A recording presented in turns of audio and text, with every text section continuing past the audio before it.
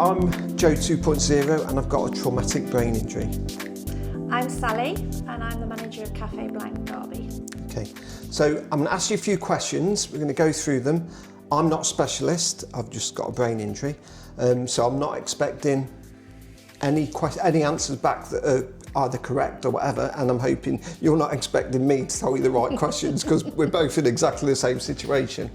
So, okay, what would make you think that someone has a brain injury just by looking at them? Just by looking at them, maybe, I don't know, probably the facial or the way they speak. Sometimes they can slur, can't they? Yeah, that's right. But like yourself, I'd never have known. That's one thing that always happens, yeah. Never have known until you pointed, well, you actually told me, didn't you? Yeah. And said, excuse my speech, because Yeah. sometimes I get, or by looking at you, I'd never have known. Yeah. And I get that quite a lot. People always say, well, I'll explain that a bit more later, but they say, oh, you've got better. I haven't. You know, the thing with the brain injury is it affects you even more as you go along. Yeah. And like you said, you probably didn't notice that about me, and a lot of people don't either. That's why I'm doing things like this, to try and get people to understand it a lot more. Yeah. So most brain injuries are invisible. That's the first thing, and the fact. Some people have to wear a safety hat to secure the brain after the skull is removed. Yeah. I probably haven't told you that, but I have to have half my skull removed from one punch, and that was why I was in a coma after that. But when my skull was in, I had to wait 6 months before it was taken out. And I absolutely hated it. I mean, I've been through a situation where I nearly died, and the only thing I hated most was wearing this plastic white hat. It turned me mental. Why? What did you have put in then? No, I had my skull taken out, so Right. it was a plastic white hat that I put on. That was for safety, because until they put your skull back in, your brain is dangerous, you know. Right. So you have to wear this thing. So it was exposed? As such. Well, it was, but that's why I Yeah. had the hat on, so that if there was any problems, if God forbid, fell over anything like that, Yeah. it would make things safer. Okay. But the problem with it was everyone could see that there was something wrong with you. So everyone, oh Joe, oh what's happened, mate? Oh, they speak to you lovely. Then as soon as it's taken off, oh Joe's back. Joe isn't back, Yeah. The actual part of a brain injury started then, Yeah. So even though I'd got rid of the hat by then, it was everything else and probably the rest of my life that's been the problem. So that's one of the first starts of a brain injury. So how long do you think it takes to recover from a brain injury? I would say probably forever, to be honest.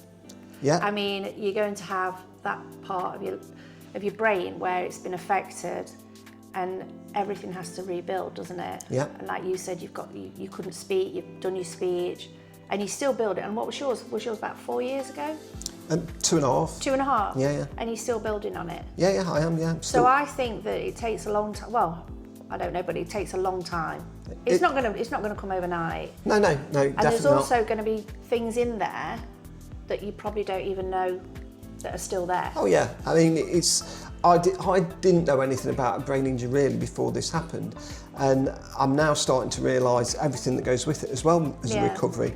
And recovery can take many years, but it mainly is lifelong. Yeah, lifelong. It is. You'd think so, wouldn't you? So I'm 2.5 years into my recovery, and I struggle with different things every single day. And that's another thing that people don't understand, just because, and I'll speak more about my curly hair, but just because I've got curly hair and I look a bit like Kevin Keegan, it doesn't mean I've not got problems, because I have massively. But that's the way we all have to live with a brain injury, it's hard to see, and it's invisible as well. So that's question 2. So, question 3, what difficulties or challenges do you think a person with a brain injury could have? Your brain's very complicated anyway, so I'm thinking maybe your balance, learning. You've got to learn all over again, because it's it's such an area, isn't it? It's so delicate, but also, like you say, it's not an area that's spoke about. If you break your arm, you've got pins in it, you know what I mean? But your brain, it can do, your brain works everything, doesn't it? Yeah. So it's your speech, your balance, your walking. Like you said, you get really tired, don't you? Yeah. And then sometimes you have to go home in the afternoon. Yeah, that's it, yeah. So it's a multiple of things. Yeah, it is, yeah. You know, and I think that's what you've got to like rebuild on. Yeah, that's it. And it's just going to take time doing it. It's going to take time, and I'm already in a position where I've got really far quite well, but it's probably going to take me for the rest of my life. You know, I've got epilepsy now and all sorts of things just from that. So it's brought on other conditions that you never had before. Never had before. So it's a journey. That's what a lot of people say. My nurse and stuff like, it's a journey. It doesn't mean it's ended. So another thing I have massive difficulties with memory.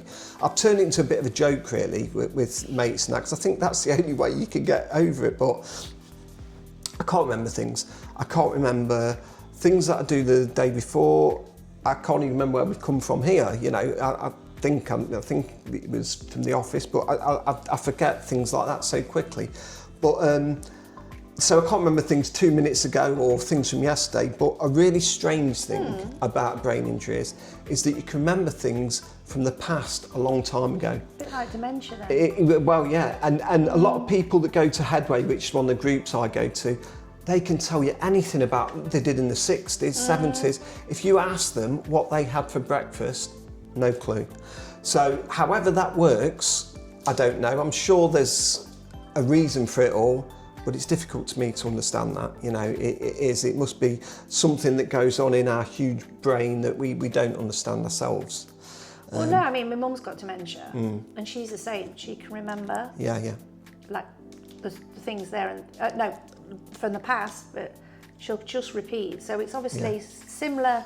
Yeah, it will be. It's to do with the brain, obviously, and there's some part of the brain that's not quite connected, is it, or like locking down or something? Yeah, that's it. Yeah. But it's very difficult. The other thing is fatigue, which I've already spoke to you about.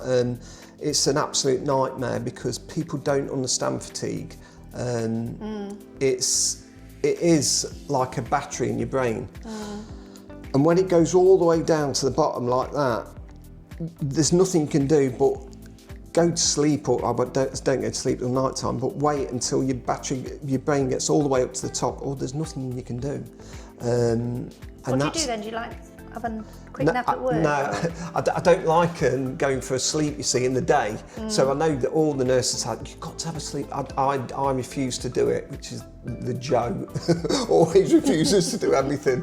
But what I end up doing is I stay awake as long as I can. And it's 9 o'clock every day. I go to sleep at 9 o'clock. Did you not flag before that? Well, some days it's like 7, 8, and I've got to go to sleep then. But I'll still have 12 hours sleep, you know, and that is not being lazy. That's your brain. Is that solid? Yeah. You don't wake up through that? No. Oh, lovely. Yeah, well, it is lovely, yeah. It is lovely, but I wouldn't say anybody get this. So no, I know, but I'm just saying it's lovely to have I agree with you. 12 hours. Concentration's a difficulty, and processing information is a real difficulty. But these are kind of things, again, like everything we spoke about, where people don't understand it. No. You know, as long as I've got my curly hair, that's it, I'm all right. You can get away with things with the curly hair, but that's about it with that. So question 4, how many people worldwide do you think are living with a brain injury? That's going to be a difficult one.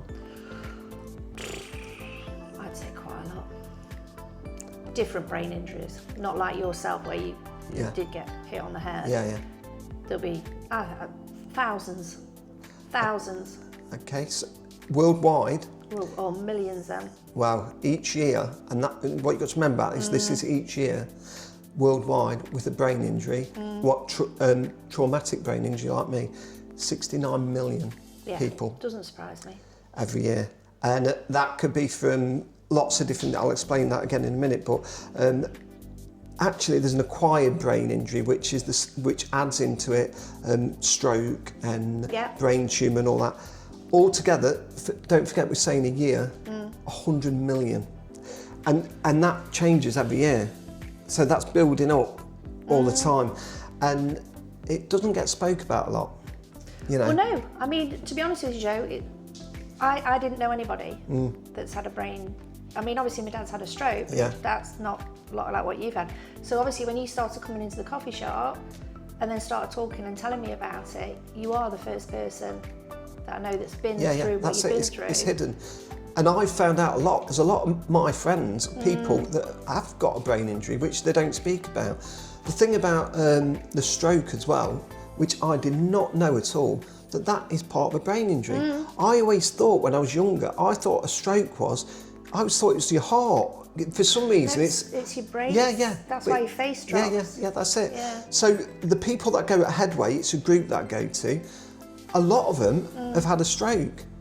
And the weird thing is, because I would have thought everybody that's got a brain injury, someone's been hit, or that's the lowest one of it happening with a punch. It's all the other things. Yeah. It could be falling down, it could be being on a bike, there's all sorts of things, but being punched is right at the bottom, I think.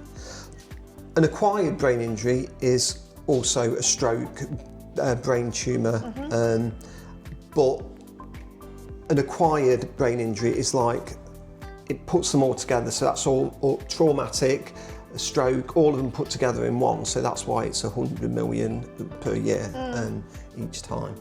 So, question 5. If your brain injury changed your life tomorrow, what would you miss the most? I know, difficult, isn't it, that one? Brain injury, meaning what? So it was quite severe, and well, what would I miss if you had a like brain yourself? You mean? What if you changed through a brain injury, what would you miss the most? God, it's really hard, Jay. I know it is.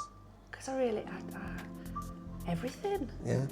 You know what I mean? It's just, it depends how. I mean, obviously, like, probably life in general, in respects of it wouldn't be the same. That's definitely right. Yeah. You know, and it's coming to terms with it's not the same, but that's where you've done it and you've worked at it. Yeah. And you've rebuilt it within 2.5 years. Yeah, I know. You know what I mean? Yeah. So I think it'd probably be everything, to be honest with you. And I know it's a difficult question, and I ask it just because it puts you kind of in a different situation with it, but I miss staying up late to watch films or having fun after 9 p.m. I do try it every now and again, but I'm absolutely knackered by that time.